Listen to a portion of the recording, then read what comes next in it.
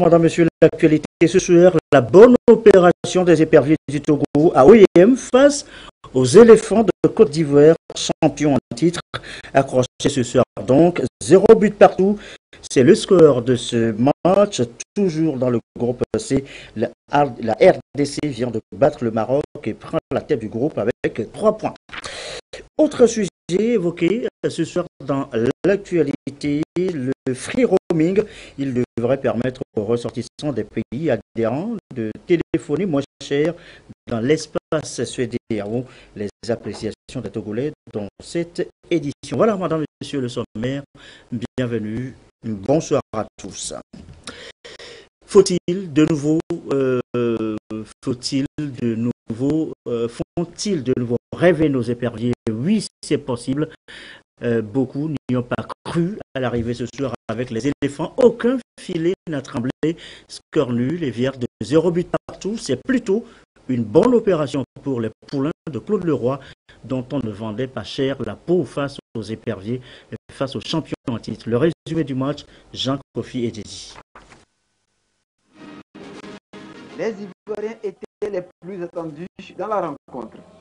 Mais face à une équipe des éperviers bien soudés et très techniques, les éléphants champions en titre ont cherché la faille en vain. La Côte d'Ivoire et le Togo se sont séparés 2-2, 0 buts partout. Et pourtant, ce ne sont pas les occasions de buts qui ont marqué au cours de la partie. L'on note les tentatives de Cheikh Emmanuel Adebayon sur cette reprise à la 26e minute, les actions déterminantes de Mathieu de Séville, la tête de Fodolaba à la 78e minute et Serge Gakpé qui n'était pas en reste. Les éperviers ont donc tenu dur et ont enrayé les velléités offensives ivoiriennes, surtout en deuxième mi-temps, où ils sont restés sereins pour finir en toute tranquillité. Éperviers et éléphants se sont partagés les points, un pour chacun, en attendant la deuxième journée du groupe C qui se dispute vendredi. Le Togo rencontrera le Maroc et la Côte d'Ivoire, la RD Congo.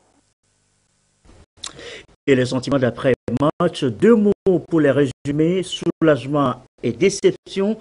Soulagement côté togolais, déception pour les Ivoiriens, tellement les éléphants étaient annoncés favoris, archi favoris. On aurait pu battre cette formation ivoirienne, a laissé d'ailleurs entendre beaucoup de commentateurs après-match. Reportage de Gérald Lagoudou.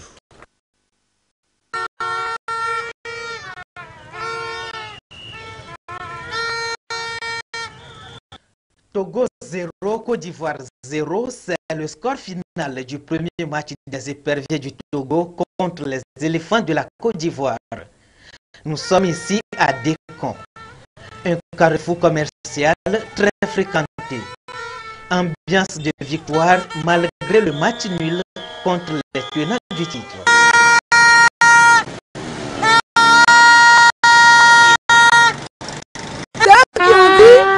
Ils sont des éléphants, ils nous regardent comme des foumiers, ils vont nous écraser.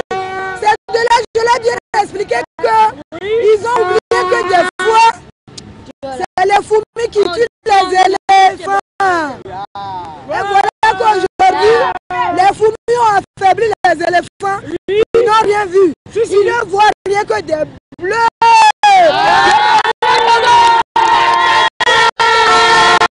La victoire est togolaise.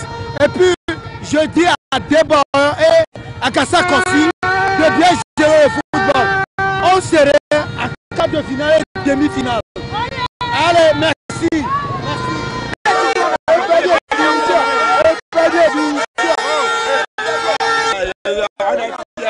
On remercie le Togo, les éperviers.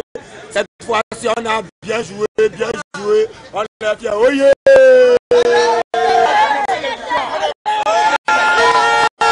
C'est nous. De cette année togolais. Oui, Mathieu, c'est pas pour nous. C'est quand même.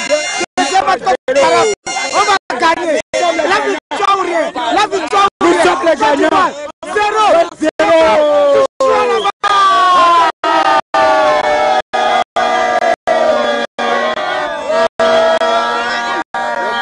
le match Togo-Côte d'Ivoire, c'est un bon match. On espérait gagner, mais comme on a joué match aussi, c'est bon. Mais le prochain match, là, on va jouer.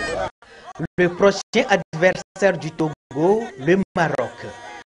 Et déjà, les supporters promettent une bonne moisson eu égard au résultat du premier match des éperviers. C'est le Togo qui a gagné parce que nous avons mis en échec, c'est-à-dire les champions d'Afrique. Donc ça veut dire que nous aussi, nous sommes capables d'être champions parce que nous avons joué, c'est-à-dire qu'on a joué avec les champions d'Afrique. Voilà, c'est comme ça. Donc les deux autres matchs qui viendront, j'espère que nous allons gagner. C'est-à-dire, nous allons gagner la RDC et puis nous allons aussi gagner le Maroc.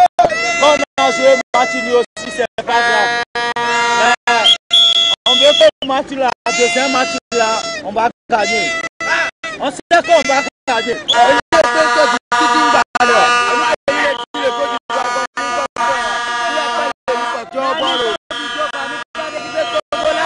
Je pense que dans cette poule, on va sortir facilement.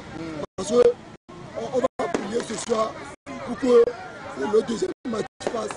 Ils vont faire match nul et puis c'est fini. C'est fini. Un contre les dictateurs du couple. C'est pas facile. Je remercie beaucoup Monsieur Fort Nassibé d'avoir réalisé. C'est pas d'avoir réalisé, d'avoir mettre les éperviers dans une très bonne condition. Parce que les éperviers, ils sont tous en leur disposition. C'est pourquoi ils ont bon joué, ils ont bien joué. Donc, je pense qu'ils vont épervier et je pense qu'ils vont sortir dans cette poule. Ça, c'est facile, ils ont sorti dans cette poule. Logé dans le groupe C, le Togo a donc toutes les chances pour émerveiller son public et battre de nouveau le record des quarts de finale en 2013 et peut-être en faire plus dans cette compétition. Et voilà donc l'ambiance à Décon. Réaction d'après-match Togo-Côte d'Ivoire à cette CAN Gabon 2017. Un duel ô combien attendu. Immersion dans l'ambiance au village de la CAN cette fois-ci. Ils étaient nombreux à suivre là le match. Le récit de Lamine Koko Koraté. Cette cinquième confrontation Côte d'Ivoire-Togo en phase finale de Coupe d'Afrique des Nations, beaucoup de Togolais n'ont pas voulu se la faire compter. Et le lieu choisi par certains, le village de la CAN installé pour la circonstance à la plage de Lomé. À 30 minutes du coup d'envoi prévu pour 16h GMT, les fans arrivent toujours à compte-gouttes, mais très confiants pour une victoire de leur équipe, les éperviers. Prions Dieu pour le premier gagne. 2-1 en faveur du Togo. Un peu peur, mais il sait que c'est lui qui va gagner. Moi je vous dis, je suis sûr pour ce match de ce soir. Moi je suis confiant, on peut gagner. Sur le score d'1-0. Cet optimisme est également partagé par les confrères au cours du décryptage d'avant-match. Non, les éperviers, on n'est pas petits pour vous. Donc voilà, Jordan, tu peux être sûr que cet après-midi, le Togo battra comme il à la Côte d'Ivoire, il va continuer à battre tous les autres pays qui sont dans mon pool. Loin d'Oyem au Gabon, ces inconditionnés supporters à un moment donné entendent la chanson fétiche des Togolais pour être en communion avec l'équipe.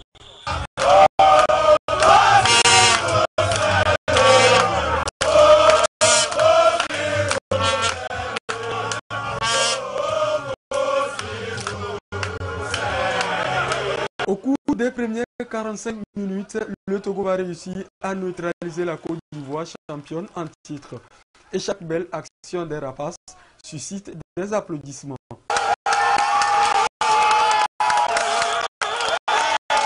Après avoir poussé leur ambassadeur, les supporters ont mis à profit la mi-temps pour se désaltérer. Les commentaires aussi vont bon train. Le Togo présente une équipe aujourd'hui qui va surprendre. Et nous avons pronostiqué pour 1-0. Et la première mi-temps nous donne raison. d'espérer une victoire prochaine du Togo. La victoire tant souhaitée par tout ce beau monde n'a pas finalement eu lieu. Aucun but n'a été inscrit durant les 90 minutes. Au coup de sifflet final, ils se sont relâchés.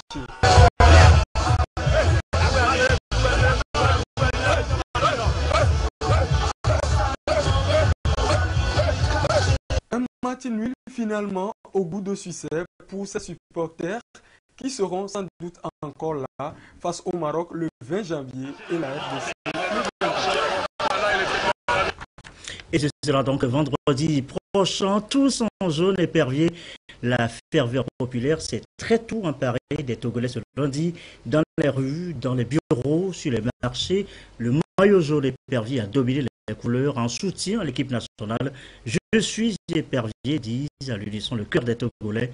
Un tour chez les vendeurs de maillots et autres gadgets à l'effigie de nos éperviers. Laurent Mondjoro, Yasmine Kodia avec Randan Passina. Marché des gadgets et maillots à l'effigie des éperviers du Togo. Les fans et supporters des éperviers se bousculent pour se mettre aux couleurs de l'événement. Je suis venu acheter les maillots pour toute la famille. Pour ce match choc-là, aujourd'hui, la Côte d'Ivoire n'a pas la chance. Nous sommes là pour supporter notre épervier.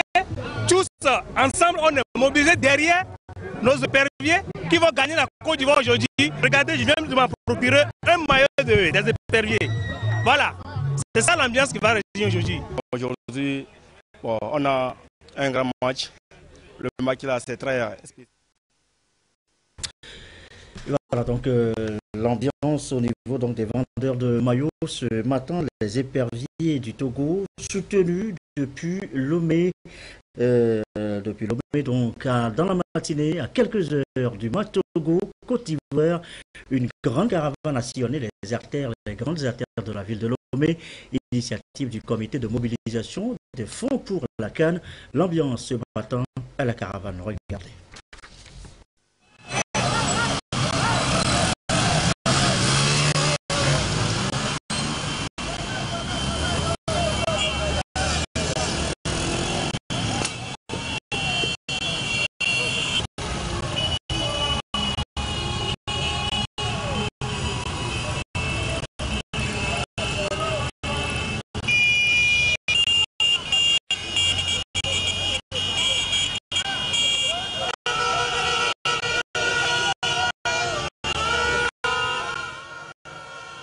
Cette caravane est dédiée aux éperviers pour leur dire combien de fois tout le peuple togolais est derrière eux.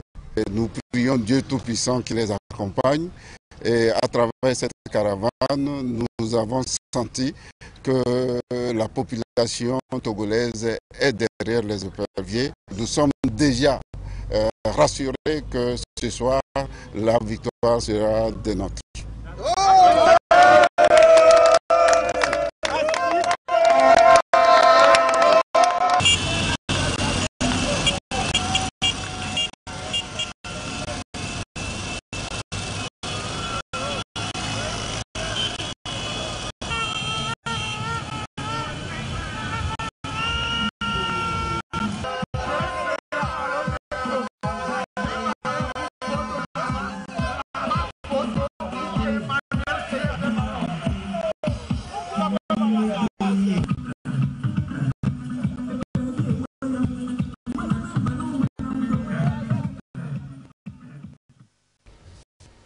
Et voilà donc la danse pour les éperviers. Prochain match de nos ambassadeurs vendredi prochain. Ce sera donc contre le Maroc. Rendez-vous est donc pris. Il est 21h13. Autre sujet évoqué ce soir dans l'actualité, le free roaming. Le principe vise la suppression des taxes supplémentaires de roaming en cas d'appel téléphonique vers l'étranger pour les ressortissants des pays membres de l'Alliance africaine. Comment les Togolais accueillent la nouvelle? Eh bien, voilà cela dans ce reportage de Prudence Zinchou. La CEDEAO opte pour une réduction significative du coût de communication téléphonique inter-État. le free roaming ou le roaming gratuit à partir du 31 mars prochain. Ce principe auquel le Togo a déjà adhéré le 3 janvier dernier à Dakar est valable pour tous les abonnés Togocel ou Move en déplacement dans les 7 pays signataires de l'accord d'Abidjan sur l'Alliance Smart Africa. Pour la population togolaise, surtout les opérateurs économiques, la démarche est salutaire et reste bien pensée. C'est une nouvelle que nous avons bien accueillie parce que ça entre dans le processus de facilitation de communication des citoyens. C'est un service qui permet maintenant aux usagers d'être en communication même à l'extérieur. Alors vous gardez non seulement votre numéro, vous avez la possibilité de communiquer comme si vous étiez au pays. La communication est très importante dans la vie quotidienne et dans la vie d'une entreprise.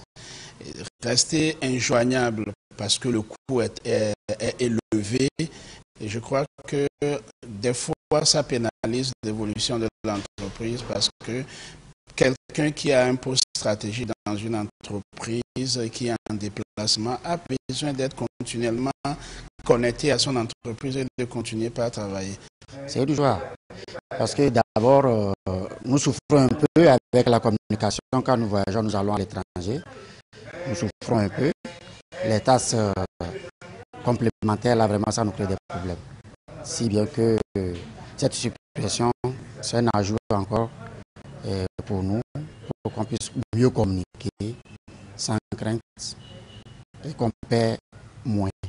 Après le Sénégal, le Burkina Faso, le Mali, la Côte d'Ivoire, la Sierra Leone et la Guinée-Conakry, le Togo est donc le 7e pays de l'Afrique de l'Ouest qui a marqué son adhésion à ce projet panafricain. Fini donc les surtasses sur les communications avec la gratuité du roaming. Les opérateurs mobiles travaillent déjà en collaboration avec la RTP pour l'effectivité de cette mesure dans moins de 3 mois. L'idée de faire dans la sous-région le free roaming, je crois que ça va participer à la démocratisation de ce service et que nos abonnés auront envie, quand ils voyagent, de continuer et par avoir le service tout comme s'ils étaient au Togo ou ailleurs dans la sous-région par rapport aux pays membres de cette organisation qu'on est en train de mettre sur pied. Ça va avoir un effet sur nos activités parce que nous travaillons beaucoup avec nos confrères des pays voisins. Vous savez, aujourd'hui, lorsque vous devez mettre une marchandise en transit aujourd'hui vers un pays enclavé, par exemple, la cargaison peut partir, mais tout ce qui part après, c'est beaucoup de communication. Et là, nous croyons aussi que ceux qui sont là-bas, ceux qui sont ici, vous-même qui suivez la cargaison et qui appelez le pays, je crois que ça va beaucoup nous arranger. Les nouvelles technologies de l'information sont devenues incontournables et le roaming gratuit constitue un véritable outil d'intégration sous-régionale qui va favoriser non seulement le rapprochement des peuples, mais aussi définir un marché commun en matière de télécommunications. Dans le reste de l'actualité, la visite de chantier ce matin du ministre de l'Environnement et des Ressources forestières, accompagné de son collègue de la Sécurité, de la Protection civile. Ils étaient notamment sur les chantiers en cours de réalisation du projet PGICT. Quoi sigler, Erlo Tidiouf.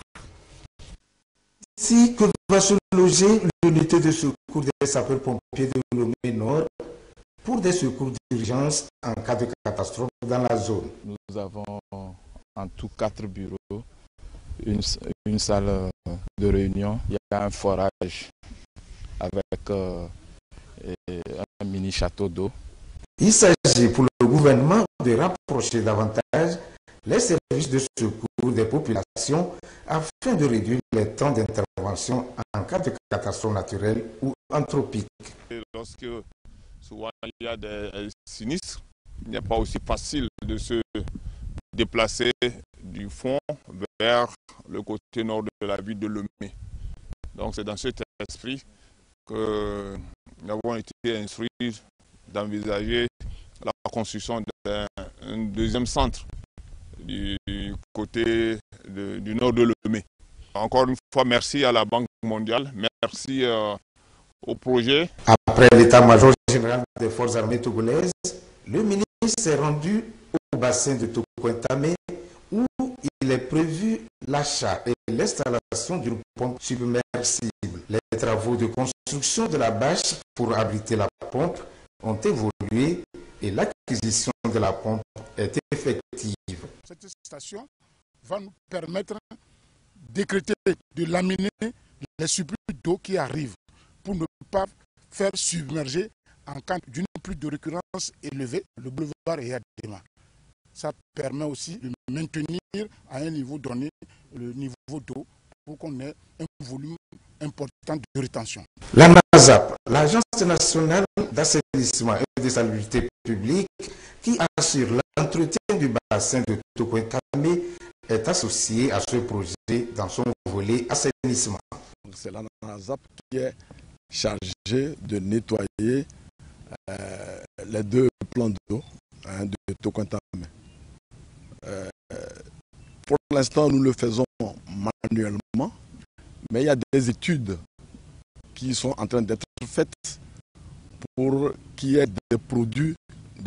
Alors, il faut s'assurer que ces produits sont vraiment biologiques, qui ne feront du mal ni à la personne humaine, ni aux animaux qui vivent dans l'eau. Le ministre de l'Environnement et des Ressources forestières a eu à apprécier l'état d'avancement des travaux. Nous n'avons pas pu constater une difficulté majeure qui permette qu'on s'inquiète sur l'avancement des travaux. La deuxième visite s'inscrit toujours dans la même logique. Si les travaux de génie civil sont terminés d'ici la fin de ce mois, on peut considérer que la station qui est en construction, on pourra installer la pompe au moins vers la fin février. Le gouvernement est soutenu dans la réalisation de ces infrastructures par le projet de gestion intégrée des catastrophes des terres financé par la Banque mondiale. Un mot de l'actualité à l'étranger. Barack Obama a prononcé, vous le savez, son dernier discours mardi dernier, discours d'adieu donc. Le président américain a joué la carte de l'optimisme, il a salué notamment la vigueur de son pays, il a minimisé également la menace que représente l'État islamique. Et c'est aussi l'occasion donc de faire le bilan pour Obama, alors que retiendra-t-on de la politique du président américain pendant 8 ans. Prudence Zissou pour nous le faire.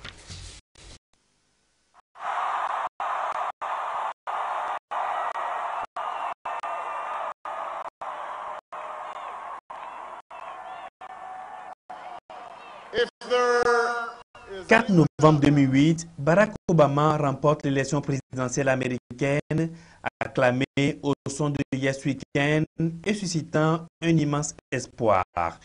8 ans plus tard, le 44e président et premier président noir des États-Unis laisse un bilan mitigé selon certains observateurs. Sur le plan économique, il peut se féliciter d'avoir renoué avec la croissance. Début 2009, face à la pire crise financière depuis 1929, il signe un plan de relance de 787 milliards de dollars. La croissance se relève en 2010 avec un accroissement de 2%. Le taux de chômage qui avoisinait 10% en 2010 est retombé à 5%. Sa réforme phare de l'assurance santé, l'Obamacare, est adoptée en mars 2010. Obama promettait une assurance pour tous. Le texte final oblige chaque citoyen à souscrire à une assurance et l'État subventionnant certains foyers modestes, mais ne prévoit pas de régime public universel. Après cette mesure, suivra des inégalités qui seront accrue et la tension raciale reste forte. Plusieurs Afro-Américains tombés sous les balles des policiers ont déclenché des émeutes dans certaines villes du pays. Impuissant face au Congrès, le président n'a pas pu imposer sa loi sur l'encadrement des armes, attendant 2016 pour agir par décret. Il n'a pas non plus obtenu la fermeture de la prison de Guantanamo. Mais c'est sur le terrain extérieur qu'Obama a été plus critiqué. Sa politique de réconciliation et de main tendue vers les musulmans sunnites en 2009 a suscité beaucoup de critiques. Certains ont évoqué une approche trop naïve. Plus tard, une autre main tendue vers les chiites. Ce rapprochement obstiné avec le régime iranien au cours des 2 mandats a abouti en juillet 2015 à un accord nucléaire avec Téhéran après 35 ans de rupture diplomatique. L'Iran sort grand vainqueur des nouveaux équilibres au Moyen-Orient, mais Washington perd sa crédibilité auprès de ses alliés traditionnels, notamment l'État arabe sunnite et l'Israël. L'un des premiers coups d'éclat de Barack Obama est celui d'un chef de guerre. La capture et la mort de l'ennemi numéro 1, Oussama Ben Laden, après une opération coup de poing menée au Pakistan dans la clandestinité. En 2013, malgré l'utilisation de l'arme chimique par Bachar al-Assad, qu'il définissait comme une ligne rouge, il renonce à intervenir en Syrie, donnant l'image d'un président indécis. La Russie s'implique alors davantage dans ce conflit qui s'enlise. Plus de 300 000 morts, 2 millions de réfugiés. Le président, qui n'aime pas la guerre, est pourtant obligé, un an plus tard, de s'impliquer contre l'avancée des terroristes. Il aura marqué le continent africain par son engagement en faveur des jeunes leaders, du lancement en 2010 du programme YALI, Young African Leader Initiative, devenu Mandela Washington Fellowship. 1000 jeunes leaders africains de 25 à 35 ans bénéficient de ce programme chaque année, axé sur le renforcement du leadership et la promotion de l'entrepreneuriat. Une trentaine de jeunes Togolais ont déjà bénéficié de ce programme innovant. Obama, un président qui surprend.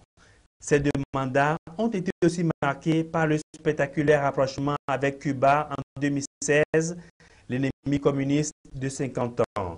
L'autre événement, l'accord historique sur le climat en 2015, lorsqu'il engage son pays, l'un des plus gros pollueurs de la planète. Un bilan contrasté d'un président qui rêvait d'un nouveau monde et qui dut s'adapter aux réalités internationales.